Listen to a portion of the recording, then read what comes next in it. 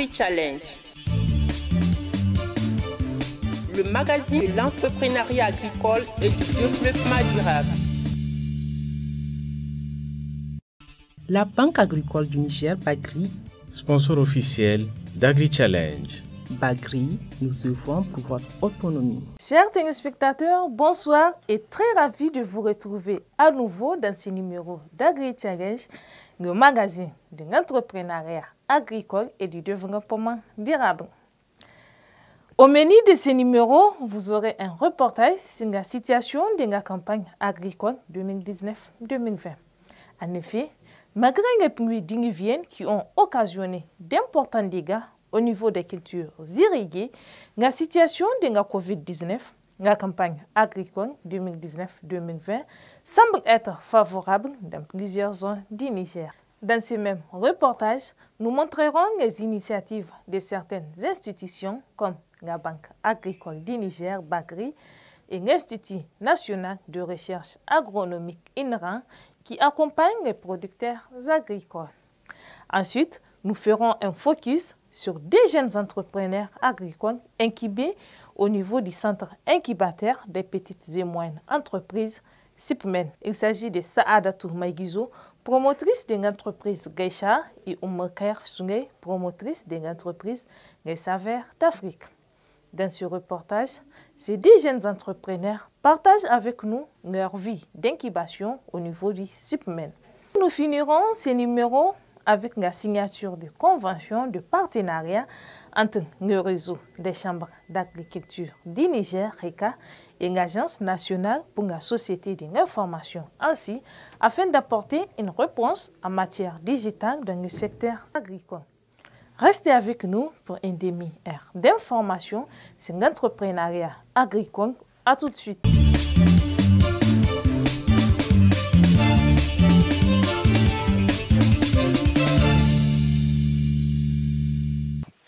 Au Niger, la campagne agricole d'hivernage démarre chaque année à partir des premières pluies, qui débutent généralement au mois de mai dans la plupart des villages avec des semis de mil, de maïs, de sorgho et de niébé. La campagne agricole 2019-2020 a été favorable de façon générale dans plusieurs localités du Niger qui n'ont pas été touchées par les inondations. Dieu merci, cette année, la saison pluvieuse a été féconde. Nous avons travaillé la terre durant 2 mois seulement à cause de l'abondance de la pluie. Nous n'avons pas été victimes, nous, de l'inondation, vu que nous sommes loin du fleuve. Mais tous ceux qui sont proches du fleuve ont subi des dégâts. L'année dernière, nous étions 5 à cultiver la terre. Mais nous n'avions pas dépassé 40 bottes parce que la pluie n'a pas été abondante. Mais cette année, on a eu au moins 100 bottes de miel. Cette année, la saison de pluie a été assez satisfaisante. Je cultive mon champ seul. Cette saison, j'ai récolté plus de 40 sacs de mil. Le sorgho, on n'en parle même pas. Depuis que j'ai commencé à cultiver, je n'ai jamais eu autant de bonnes récoltes que cette année. L'année 2020 a été marquée par des pluies diluviennes. On constate un niveau des montées des eaux de 675 cm de hauteur à la date du 25 août 2020. Ce phénomène brusque a occasionné d'importants dégâts sur la majeure partie des cultures irriguées. Ici, vous savez, on produit sur 35 hectares. Nous estimons à peu près 35 hectares. Du pont à l'école La Morée, parce que ça, c'est ce qu'on appelle la cuvette de La Morée. Sur les écrits, on appelle ça cuvette La Morée. Et vous allez remarquer ici, vous allez au petit marché, aux alentours, tout ce qui est citronnelle, menthe, salade, ce qu'on appelle laitue, plus d'autres, les chihuahuas et tout ça, là, sauce feuille, tout ça vient d'ici. La majorité vient de notre site. Bon. Et les gens ne vivent que de ça. Maintenant, tout est parti. Et on ne sait pas quand est-ce qu'on pourra encore, l'eau va se retirer pour qu'on puisse encore, ça va prendre encore 2 mois. Il y en a où ça va prendre 2 mois, parce que c'est plein. Les inondations causées sont dues au débordement du fleuve et les ruissellements des eaux de la ville. Principalement pour nous, ce sont les ruissellements des eaux de la ville qui nous font des dégâts parce que celles-ci n'ont pas de voie appropriée où elles ruissellent directement dans le fleuve. Les eaux se stagnent à un seul endroit. L'eau a inondé presque toutes nos cultures. J'ai l'habitude de repiquer 3 à 4 fois mes plants de culture avant la fin de la saison pluvieuse et je gagne entre 150 000 et 200 000 francs CFA. Banalement, j'ai perdu 100 000 francs avec cette inondation. Il s'agit effectivement d'impacts liés au changement climatique pour lesquels les actions, comme indiqué tout à l'heure, que nous faisons avec la fédération, c'est d'accompagner l'ensemble des producteurs à systématiser, à internaliser déjà la prise en compte du changement climatique au fait dans chacune des actions. C'est pourquoi, même dans l'accompagnement des exploitations, nous faisons en sorte qu'une production forestière, ou plutôt la mise en place de haies vives pouvant briser déjà l'avancée de la désertification, ou plutôt l'utilisation de moyens solaires pour l'exor pouvant nous permettre d'éviter l'utilisation des motopompes, nous amenant à la détérioration au fait de la couche d'ozone, à la production des gaz à effet de serre. Cependant, ces chocs-là peuvent être atténués. Les communautés peuvent aussi s'adapter par rapport à cela. Donc nous, c'est dans ce sens que nous faisons notre accompagnement. C'est la mise à disposition de nos clients d'outils leur permettant d'identifier déjà les actions de sauvegarde environnementale et aussi les actions sociales pouvant permettre de résorber cela. Les dispositions sont prises par l'État nigérien à travers la Banque agricole du Niger Bagri pour mieux accompagner les producteurs agricoles victimes de l'inondation. Nous, quand ça arrive, cette situation arrive, on met en place un petit comité de 2-3 personnes qui vont faire le tour du site. Ils vont recenser combien de parcelles Moussa a ici, combien Ali a de parcelles, qu'est-ce qu'il a mis, quelle est la spéculation. Si c'est laitue, on sait à quel prix on le vend. Donc en faisant le tour, on recense on sait que tous les jardins sont inondés, mais maintenant ce qu'il y a, qui a quoi, on écrit tout ça. Et puis bon, on cherche, on envoie chez les partenaires. Il y en a qui veulent bien peut-être nous accompagner, mais on amène d'abord à la communauté, à notre commune et au gouvernorat. Nous avions mis en place un comité qui est en train de centraliser les sinistres enregistrés auprès de l'ensemble de nos clients partenaires, afin de voir quel est le volume de sinistres auquel nous devrions faire face aujourd'hui déjà suite à l'inondation. C'est suite à cette évaluation-là que nous allions pouvoir identifier les réaménagements possibles à mettre à disposition de ces producteurs-là pour que les crédits qui ont déjà été octroyés puissent en tout cas être restructurés, voir les besoins en financement complémentaire pouvant permettre de continuer l'activité et qu'elle ne puisse pas s'arrêter, et maintenant dans un troisième temps faire des investissements allant dans l'aménagement des sites jusqu'à la réalisation des digues pour pouvoir en tout cas contrecarrer ces phénomènes-là sur une certaine durée. Et encore toujours dans le sens du concret, nous avions ouvert et mis à la disposition de l'État du Niger un compte de gestion de ces sinistres-là qui aujourd'hui enregistre au fait les contributions de tous les donateurs voulant aller dans le sens de l'atténuation ou plutôt de la résorption de cette crise. La campagne agricole vise à contribuer à l'amélioration de la sécurité alimentaire et nutritionnelle au Niger. Ainsi, la mise à disposition aux producteurs des intrants et semences de qualité pour une augmentation des productions agricoles et pastorales contribue à la lutte contre l'insécurité alimentaire. L'unité contribue d'une façon peut-être indirecte, mais elle contribue quand même parce que l'unité semencière produit en réalité les semences mères que l'autre maillon utilise. L'autre maillon, c'est les organisations des paysans, les entreprises semencières surtout, qui prennent les semences mères pour produire les semences, si on peut l'appeler les filles, les semences filles. Et c'est ça, normalement, ce sont ces semences-là qui vont chez les producteurs. Mais si l'unité n'existe pas, si l'unité de l'INRA, l'unité semencière de l'INRA n'existe pas, il n'y aura pas de semences mères. Donc il y aura pas, s'il n'y a pas de semences mères, il n'y aura pas de semences filles. La particularité de ces variétés-là, c'est qu'elles s'adaptent aux conditions nouvelles, parce que le climat change. Quand le climat change, il faut aussi suivre le climat avec des variétés qui vont mieux se comporter avec le changement climatique.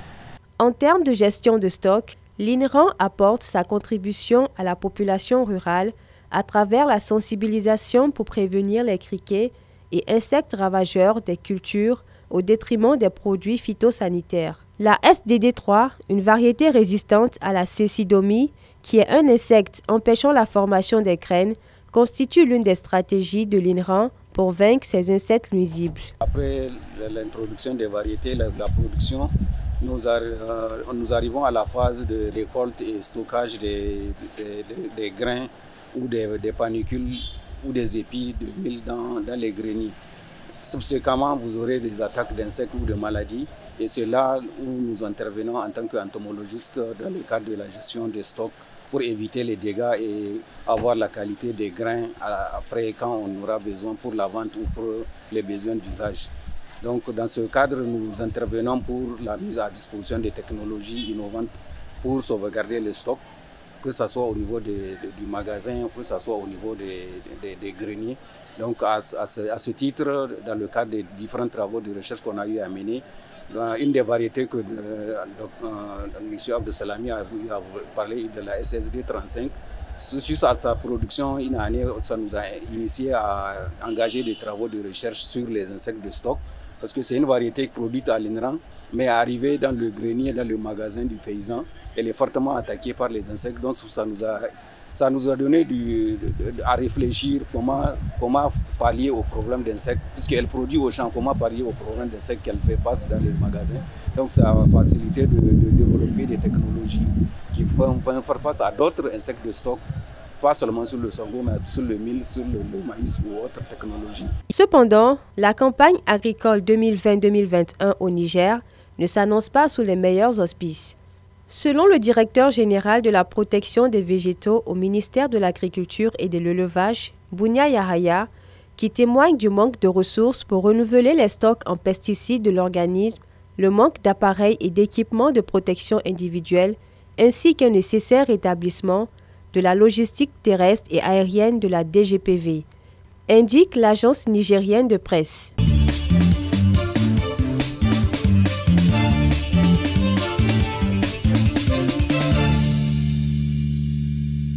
Au titre de l'année 2020, 156 jeunes entrepreneurs ayant au moins un an d'expérience suivent le programme d'incubation au Centre incubateur des petites et moyennes entreprises du Niger, CIPMEN. La plupart de ces entrepreneurs évoluent dans le domaine des nouvelles technologies, des énergies renouvelables, de l'environnement et de l'agrobusiness. Nous avons rencontré 2 de ces incubés qui évoluent dans le secteur de l'agroalimentaire. L'entreprise Geisha, c'est une société qui est spécialisée dans le cosmétique, les savons, les pommades, les huiles. Voilà. Mais nous tournons toujours autour des arbres forestiers comme le nîmes, le balanites, le jujubier. Un peu, donc on essaie d'apporter des cosmétiques adaptés à ces genres de plantes ou bien d'arbres. C'est notre 6e année, donc, parce que la société a été créée en 2015. Et en 2015, on avait commencé avec nos savons, parce que réellement notre force, c'est surtout les savons de toilette. Donc on avait commencé avec 5 ou 6 gammes de savons de toilette, le savon de Nîmes, Balanites, de Nigel, de Karité. Donc, et après, on a évolué en fonction des besoins de nos clients. Le CIPMEN qui m'ont beaucoup aidé parce qu'au début, je partais tout le temps là-bas pour suivre des formations ou bien assister à des retours d'expérience des autres entrepreneurs. Et ce qui m'a beaucoup marqué, effectivement, c'était surtout le retour d'expérience. Parce que ça manquait. J'avais besoin d'avoir le partage d'expérience d'autres entrepreneurs. Qu'est-ce qu'ils ont vécu surtout sur l'environnement nigérien. Donc, j'ai vu quand même pas mal de femmes, comme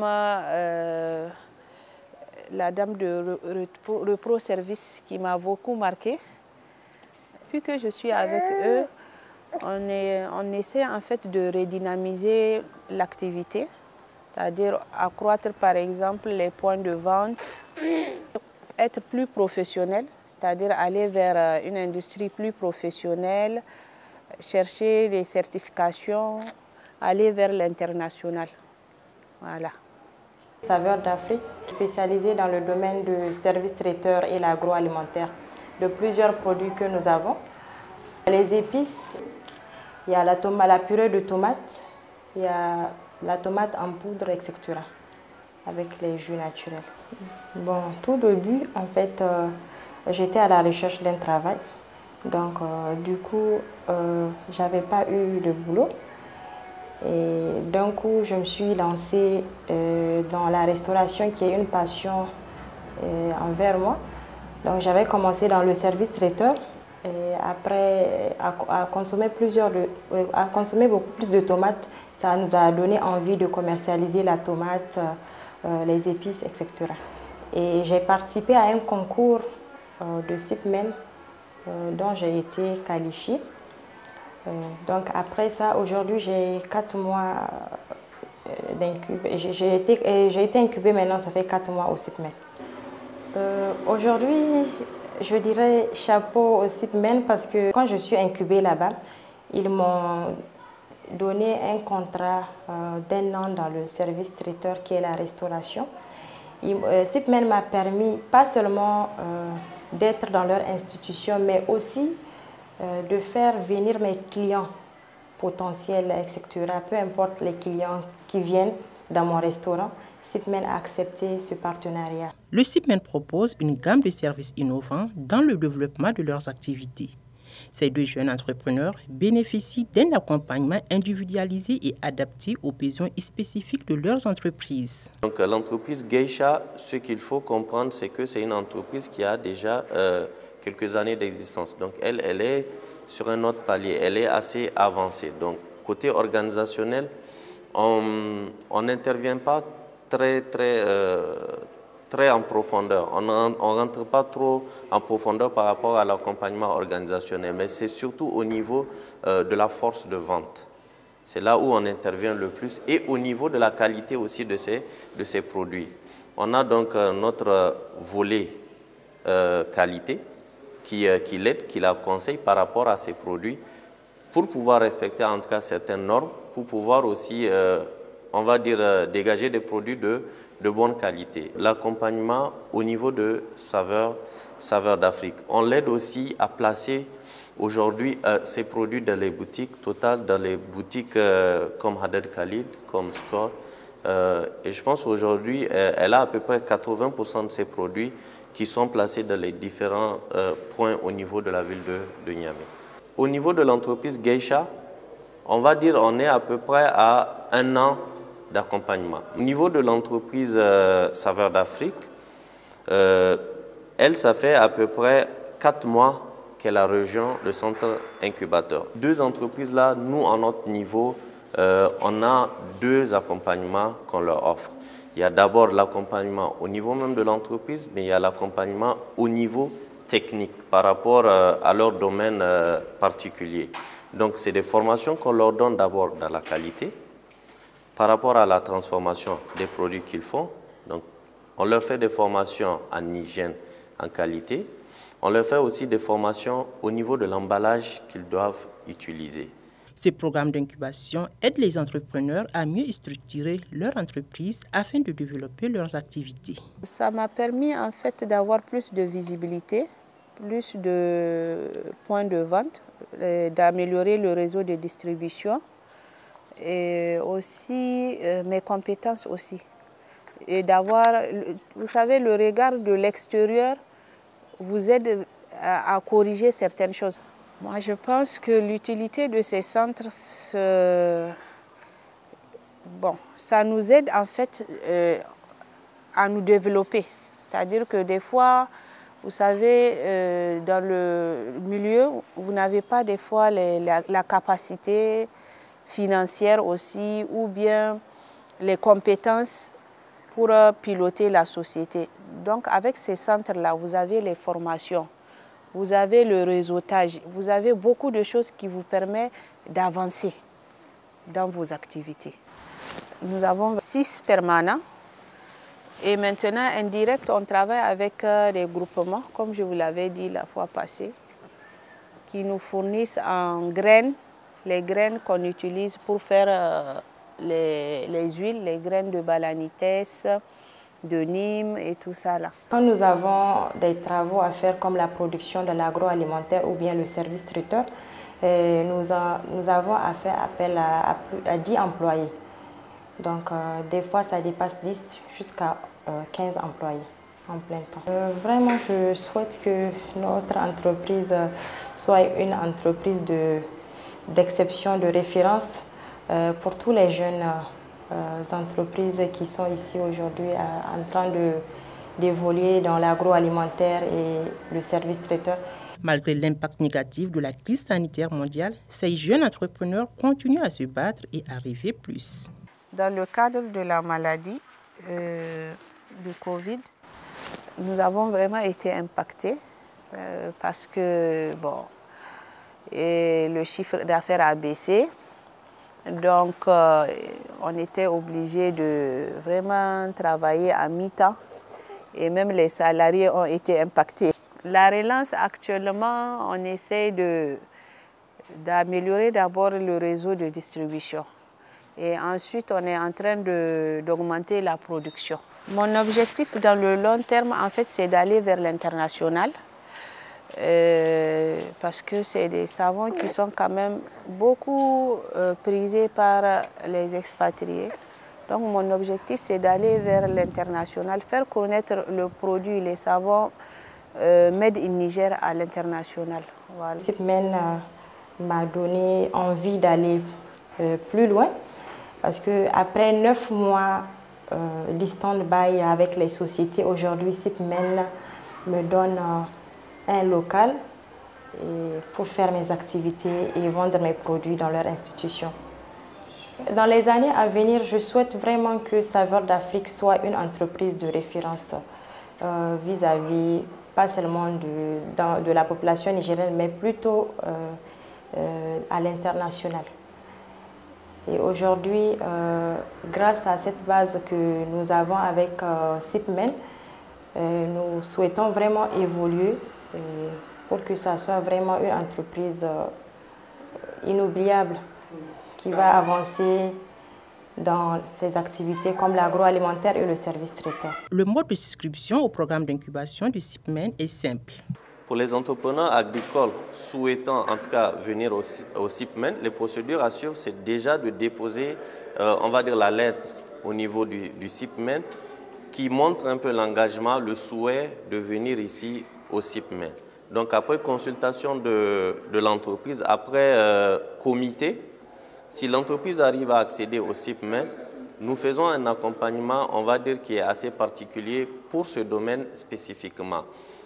Aujourd'hui, on a 40% de nos entrepreneurs qui évoluent dans le domaine agricole. C'est pour vous dire que c'est un peu notre domaine de prédilection. Agriculture, transformation.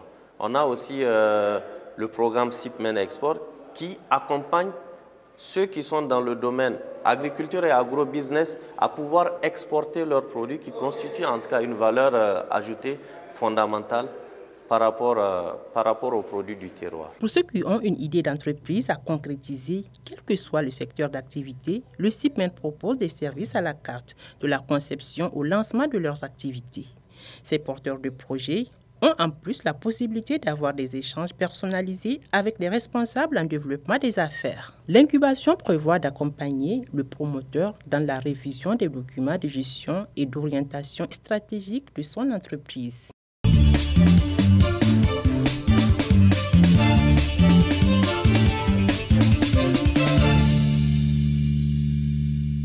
Le réseau des chambres régionales d'agriculture, RECA, et l'Agence nationale pour la société de l'information, ANSI, ont procédé le jeudi 19 novembre à Niamey à la signature d'une convention de partenariat. Objectif de ce partenariat, apporter des réponses pertinentes aux besoins du secteur agricole à travers l'utilisation des technologies de l'information et de la communication. C'est peut-être une des plus belles expériences qu'on a, en tout cas au niveau de l'ANSSI, parce que dès les premiers contacts avec l'Eureka, les choses se sont naturellement mises en place. Je pense qu'on se cherchait quelque part. Et je suis extrêmement fier aussi parce que cet accord quand même va nous permettre ensemble d'appuyer une bonne frange de notre population. Cela ne sert à rien d'avoir des outils, des solutions, des applications qui vont rester que théoriques, j'allais dire. Donc là, on a une opportunité unique. Vous qui êtes vraiment sur le terrain, qui êtes en contact avec les agriculteurs, les éleveurs et tout cet écosystème, qui êtes quelque part, et leurs représentants et puis leurs conseils, et nous qui cherchons tout simplement une courroie de transmission pour faire en sorte que le numérique, que j'appelle d'ailleurs fertilisant, puisse être le mieux introduit possible au niveau de nos frères et sœurs qui sont dans cet écosystème. Avec l'évolution des technologies, il est important de mettre à la disposition des filières agricoles des outils novateurs capables de les aider à pallier les problèmes liés aux aléas. Ce partenariat entre l'Eureka et l'ANSSI permettra ainsi de développer la digitalisation du secteur agricole, promouvoir les services via l'éthique au profit des filières d'agriculture, d'élevage, d'environnement et du changement climatique. Le partenariat, c'est pour vraiment faire en sorte que l'ANSSI, qui est notre structure nationale dans le cadre du numérique, et nous, structure consulaires qui élaborons des contenus numériques également, qu'on coopère, qu'on collabore et qu'on atteigne les objectifs du développement agricole et rural du Niger en boostant justement ces services agricoles-là à travers le numérique. Parce que vous savez, l'information numérique, le centre d'appel, les applications numériques, les solutions numériques aujourd'hui sont très utilisées pour accroître la productivité agricole. Aujourd'hui, avec la distance entre les services agricoles et les ménages, vous avez 265 communes. On ne peut pas mettre un agriculteur, nous avons 15 millions de producteurs, on ne peut pas mettre un agent derrière chaque producteur. On est obligé d'utiliser le numérique pour faire des solutions souvent à distance. Vous avez des formations qu'on peut faire à distance. Vous avez également ce qu'on appelle le centre d'appel, où nous avons des numéros qui sont là et que les producteurs peuvent contacter et facilement ils ont les solutions par le biais du téléphone. Nous avons commencé les solutions numériques il y a déjà 3 ans. Nous sommes éprouvés, donc nous avons déjà vraiment une base de données très fournie que nous pouvons mettre à disposition de l'ANSSI. Par ailleurs, ce partenariat devait permettre également au Eureka d'utiliser les infrastructures du village intelligent porté par l'ANSSI et d'organiser des hackathons.